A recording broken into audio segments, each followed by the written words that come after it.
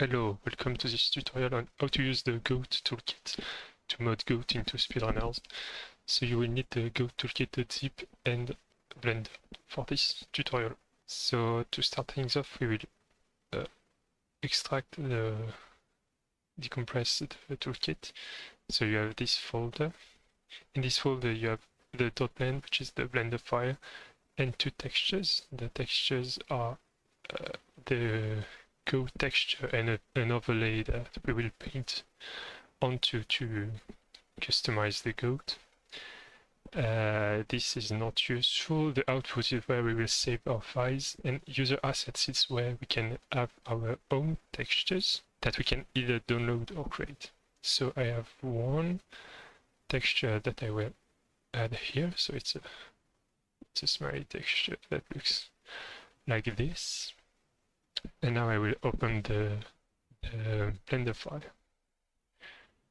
So I'm here in the Blender scene, and so quickly for the controls, to rotate around the 3D model, it's middle click, and to pan, it's shift plus middle click. And then you can show to zoom in, zoom out. So this is the goat that we will modify, and here are copies of the 3D model in all the different positions for the sprite sheet to work in the end. So if I edit this goat, it will edit every goat here for the animation, right? Then we just have to make a capture of this scene, and we will have a working sprite sheet. So to modify the goat, we go in the tab up here, which is called Texture Paint. So you have this new view. We can make this smaller. We will not use it. And we can now paint over it to have our own texture. If we do that, you can see that every goat is painted at the same time. Also, the goat is symmetrical, so if you paint on one side, it will draw on the other side too. Because when the characters run left and right, it's the same sprite, so it needs to be symmetrical. In order to not paint directly on the base goat, which would destruct the base texture, we will switch from base goat to texture overlay. If the goat disappears, make sure you're not in solid mode. So to change your view mode, on the top here, there is viewport shading. From solid, you go to material preview. So now we can see the goat. And if I try to draw on it, it will actually draw on the overlay texture on the left here. So it will not destruct the texture underneath, which means that if I try to erase the paint, I can actually see the goat beneath. Well, yeah, if you are in object mode, also if you don't see the tab on the bottom, you can change your mode here from object mode to texture paint. It should be on by default, but if it's not, this is how you switch. If you want to go from a more realistic goat to a more cartoon-like goat, you can go in the shading tab, where I made this little setup. On the bottom there is a setup for the realistic goat. So you have the base texture that is mixed with the overlay, and this is directly this is outputted into a shader that will render the goat. And if here we switch from the 100% realistic to 100% toon-like, we will have this type of rendering where we have the goat and we have the shadow that is a unique color. Because we can't really see the shadow well, what I recommend is on the top corner here in rendering, we can remove the secondary and the backlight.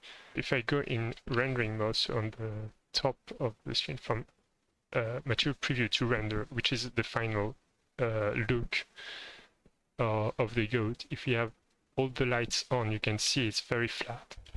And if I remove the secondary and the backlight, you can see the shadow. So if you are making something with the toon shader, make sure to remove the secondary and the backlight. But if we are realistic and we don't have the secondary and backlight, we can see this hard shadow on the back of the goat. So in order to not have this, we want a secondary and a backlight. So yeah, you need to make sure that you have the correct mode selected, either realistic or toon, and then that you disable the light accordingly. So I'll make something in the toon style because I think it looks a little bit better. So you can stay in rendering. My computer can stay in rendering, but if it's too expensive for you, computationally it's too expensive, you can go to material preview and do everything here, which gives you a rough idea of how it will look, even though the lightning is not the correct one, but it's not a big deal. So now we will actually paint over these goats. So we go in texture paint like before. And in order to paint, instead of painting here, I want to use a texture. I have this user texture, and I will make a stencil on my goat with that texture. So for that, I go on the hard brush here, the paint hard brush, and I duplicate the brush. I will call it stencil because it will be a stencil brush. So this is the stencil brush. And now I need to say to this brush that I need to use the texture of the smiley. For that, I need to import the smiley texture first. So I can go inside the tool menu, which is this icon here. And below here, I can click in this texture menu and I click on new. If I click on this button here, it will send me on the texture tab, which is this checkerboard icon. So this was the tool menu, this is the texture menu. Here I have an image or a movie, so I want to have an image texture. And here I will click on open. In the user asset, this is where I put my image. So the user asset is a folder that is not used by anything, so you can do whatever you want. I store my images here, so I can select this. This is a preview of the texture. We need to make sure the alpha here is pre-calculated. So now the alpha channel is calculated and it displays correctly. If I now go on the tool icon, on the tool menu here, I can go from mapping view plane to stencil because I want to make a stencil. Now if I go in my viewport, we can see the stencil on the left. To move it, we can right click and it will move it. We can control right click to rotate, and we can shift right click to scale. If I move, the stencil will always remain in the center of the screen where I put it, right? So now I can go here, for instance, and draw the smiley. So I just use my brush. I can change the radius to something a little bit bigger.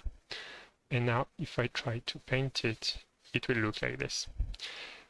Because I have a red color, it's actually not a good color. So I Ctrl Z and I go here and select a white color.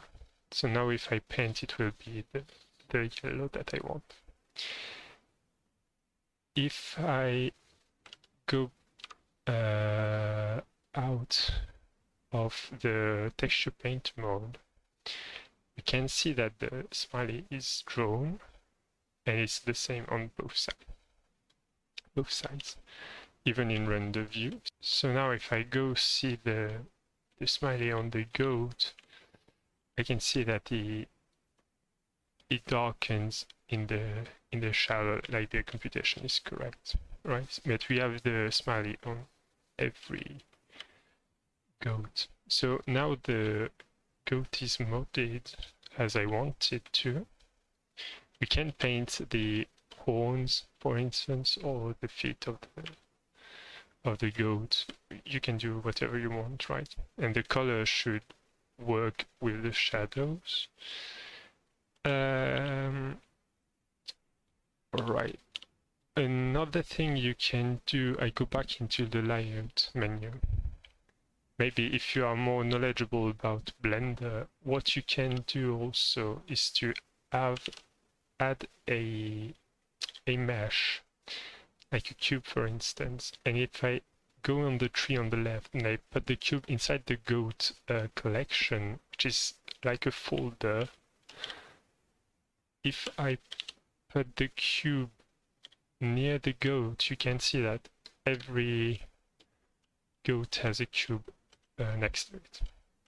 So you can make something like a crown or something else and edit every cow by editing this single collection up here. So I won't do it, but this is something you can do. Now that everything is done, we want to export the goat. So for that, we go on the top of the screen here, we click on render, and we will render an image. We need to wait a little bit because it's a big image. It's like 6,000 pixels for 4,000. Okay, so now we can see all the goats with their little smiley drawn onto them. And I can save this file in the output, and I can call it animation variant 00, and I can save the file. I can close this window and close Blender. You can save it if you want. I won't, but you can. And now with your image here, especially for the toon image, what I would recommend is to actually open it with a paint software such as GIMP, or I guess paint.net would work too.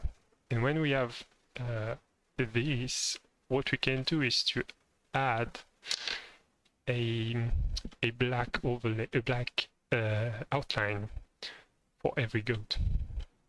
So to do that inside GIMP, what I can do is create a new layer that I put below the animation. I will paint it all black.